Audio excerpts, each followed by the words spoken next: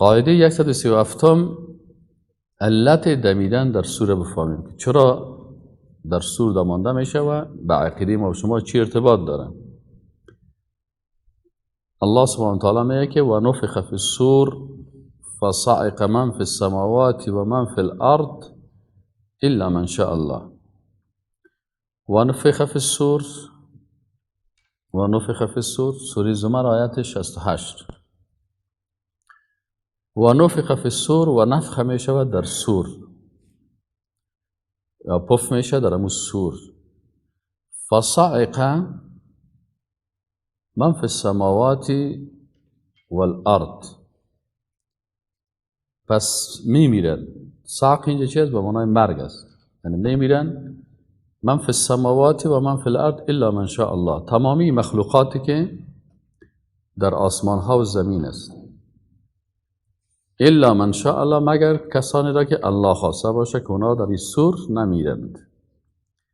تمامی مخلوقات با این سور، مخلوقاتی که در آسمان ها هستند و مخلوقاتی که در زمین هستند. این سور اول است. ثم نفخ فیه اخرى فاذا هم قیام ینظرون، باز نفخه دیگه میشه، باز سور دیگه دمانده میشه. اینجا ثم گفته، متوجه هستین؟ در عربی ما سه چیز داریم، سه حرف داریم که سه حرف به سه معنا دلالت میکنه. یکی وقتی که عطف میشه اینو حروف عطف میگن.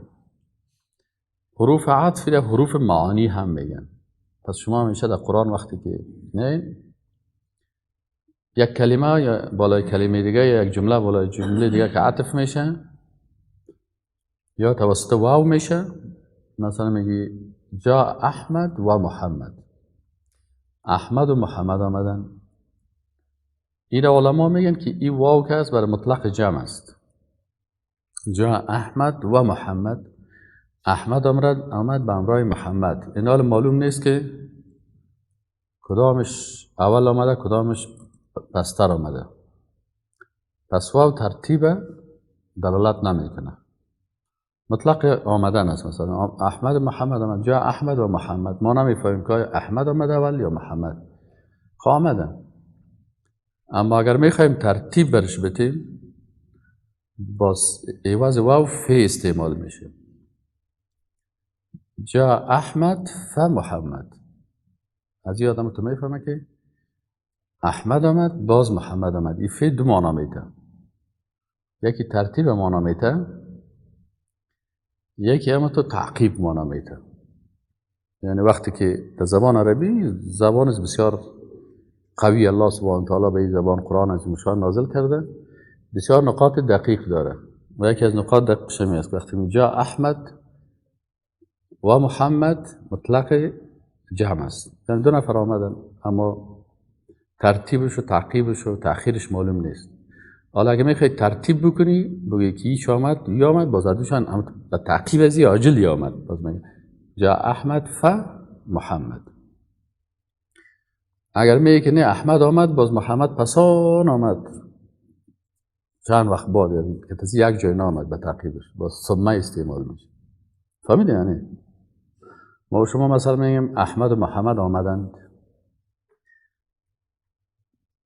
میخوایم بگیم که اول احمد آمد باز محمد، میگیم احمد آمد باز به تعقیب ازی محمد آمد، یعنی به تعقیب ازی محمد آمد. اینمی جمله را، اینمی گپا را کارش را در عربی یک فی میکنه. جا احمد فمحمد. باز مرتبه سوم که میشه، اگر میخوایم بگیم که احمد آمد باز به تعقیب از اون محمد آمد، خب محمد زود نامد، دیر آمد. همین کار از این کی میکنه؟ ثم میکنه. حالا اینجا دمی آیت قرآن میگه که و نفخ فی الصور فصعق من فی السماوات و من فی الارض الا من شاء الله ثم نفخ فیه اخرى.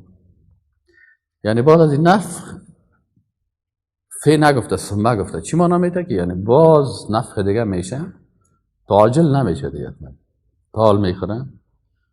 خوب کل مردم که مردن ختم شدن، باز الله باز برش امر میکنه ثم فاذا هم قیام ینظرون، باز تمام مردم ها استاده میشن نظر میکنن، میبینید که قیامت شروع شده.